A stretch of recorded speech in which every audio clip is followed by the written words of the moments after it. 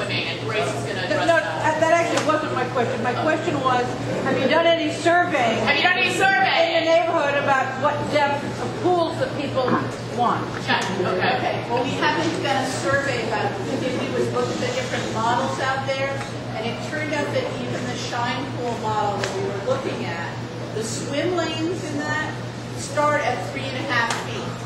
So it looks like 3.5 feet, and they're 3.5 feet most of the way along. So it looks like 3.5 feet is enough for a swim lane.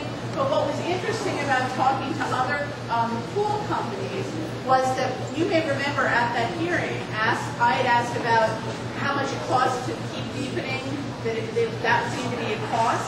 And what we heard from these other models is not necessarily. One of them, you may have noticed, went down to 8.5 feet. Okay, so it's still not a lot more expensive. So all right, I understand. So the question is, we don't have a community sense on depth, and I think that is an issue that, as the task force, if that happens, whatever goes forward, I think there are people in the community who feel very strongly that we need to go over our heads while we're swimming, and people feel less enthusiastic about it. So I think that's an unanswered question, if I can just say that. The other question I have is, what I believe I've been told by Commissioner Moylan is that in our existing pools that we have a great deal of leakage. And it's not just the concrete, it's not just the drains, but it's the fact that the pipes that fill the pools and also drain the pools have a considerable amount of problems with them. Has anybody, have those costs been included in your estimates? Yes. Of re-putting up in the drain field? The estimate we were given by a different construction company on the repair, Barbara, was included replacing. They just assumed that they had to replace all the pipes. They assumed that they would have to lay a new inside to the pool. They assumed they had to replace the drains and that they would have to build a zero entry ramp type thing. And those are the costs that that was the one that came up to around $250,000, but that's without them seeing the pool. So that's without what? That's without them actually seeing our pools. That's when they've done a comparable retrofit. So which one was that? Comparable pool. It's not on there because it was a repair. Those are replacements. Okay. But it's a really good question. It's a question we want an answer to, which is why we want our folks to get in and actually concretely look at the best pools and the ones that are that's another answer that. We have their estimate of having done another pool, and that's all we have. But the good news is they're assuming they're replacing all those pipes. I've got Councilor Rushton, and then I've got Nick. The question I have is for but them. OCC and Shine model where it was done for concrete, and you mentioned gunite pools. So I was wondering if you could answer what is the pros and what's the cons of doing a pool like Shine, where they did a lot of concrete building, versus this method what you call gunite, and more importantly, cost, durability, and guaranteed number of years, and then number 3 is the instance of looking cost. What is the constant upkeep over a year basis? Okay, that's a good question. I explained the gunite process in kind of layman's terms because I didn't, we can get into it more. I've been up to city council, didn't get the memo I gave to you. Gunite, probably 85% of the pools in the United States are gunite, maybe 90 now. Most of these concrete poured pools, we've shot new pools in them, we've coved them. When you pour the two pools, you have what you call a cold joint at the bottom of it. What happens with that over time is you can expand, you get leaks there, it can happen. What the fix is, and Neil Anderson is one of the biggest ones out of California, I went to one of his classes, is that when these two meet, you literally got to jackhammer it out, tie it back in with rebar, and put it together. When you're building a structure out of gunite, it's all rebar, 12 inches on center, throw out the whole thing, under wrap. It's shot in a high compression nozzle out of it with sand. I talked about dehydration. Now we all know what dehydration is. Obviously we've had plenty of hydration in the last couple of months. On the dehydration process, it's a very simple process. When you pour concrete, and concrete's very wet, it dries wet and cures, that concrete can actually break apart inside. We'll have actually voids inside of it. When you shoot gunite, there's no voids. We control the dehydration process. We know exactly how much water we need to run out of that nozzle to put that gunite in there. When we're done shooting that pool, by the end of the day, we can walk inside of it. It pours out about 9,500 psi. Poured concrete, 4,000 psi. Pretty big difference right there as far as durability and strength.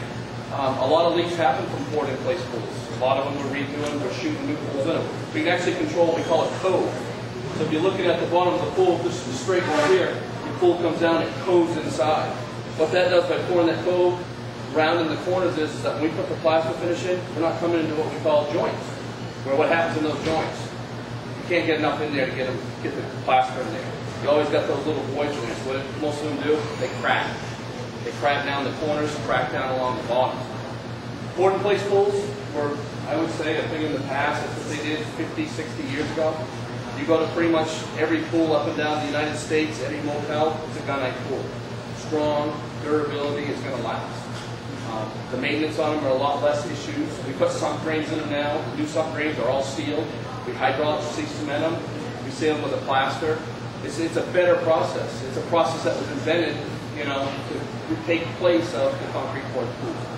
A lot of your concrete pools, ground conditions, you're getting into C-bar slabs, anti-float slabs. I mean, more isn't always the best. You know, as far as some people say, my father's one of them ones from the old school. You know, he's going to pour something 8 inches thick, and I say, Dad, why? You don't have to.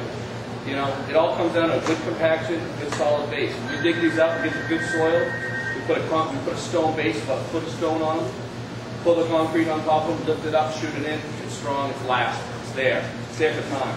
I've seen gunite shells that have been around for 50 years, ones that are gunite. I've seen a video of the gunite shells sliding down the mountainside because they all come with one piece. They're strong and durable.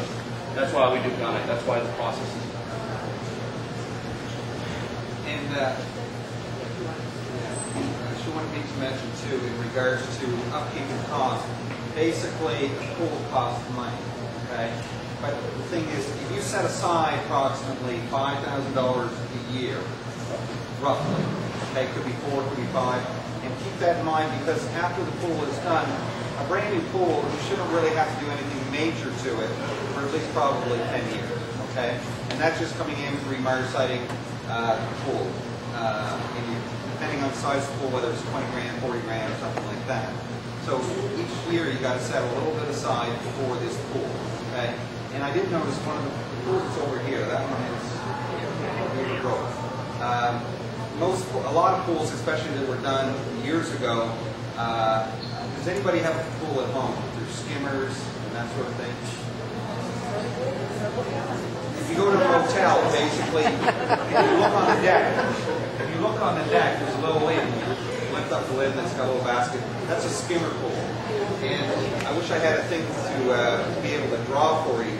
But if you picture the skimmers, let's say on a pool that's yay big, and I just try to go with me here on this one here too. Basically, if you got a pipe for the skimmer, you got a pipe for each skimmer, and it comes around the pool. Okay? Then you have a pipe for the returns, and there's a lot more returns, and there's piping all around the whole pool. Then you have the main drain. Okay? With the gutter system that we manufacture, basically you take the same size pool, and you have one line that goes to the pump room and another line that comes back. This is all stainless steel around the perimeter of the pool. And the problem over there is you can't keep water in the pool. You're losing how much water a year? 30,000 a day. That's a lot of water. You can't even, it's hard to keep the water in that pool. And that's what I think one of the reasons why this pool has been closed too. Just the amount of water loss and everything else, safety and everything else. But there's a big difference there between a skimmer pool and a gutter pool. Okay? Thank you. Does anybody have any other questions? I want to ask, yeah. Hi, I'm Nicole Cormier from Rex Spillane's office. I actually want to thank you